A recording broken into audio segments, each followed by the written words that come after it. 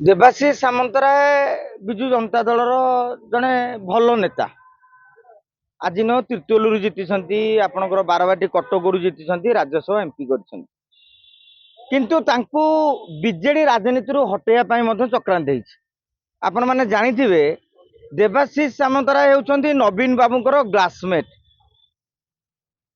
ତେଣୁ ସେଭଳି ଭାବରେ ତାଙ୍କର ବହୁତ ନିଘନ ସମ୍पर्କ ରହିଥିଲା।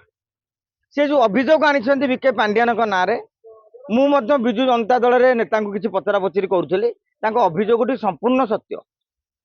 तांकर 4-5 जन बड़ नेता जाई नवीन निवास कथा होते जे जदि देवाशीष सामन्तराय अभियोग कथा दल शुणुना नवीन बाबू देखा कर पारना आपण सरपंच चेयरमैन एमएलए पूर्वतन एमएलए एम देखा कर देवाशीष सामन्तराय सहित थरे देखा कर दियंतु जहाँफल मन क्षोभ दूर हो।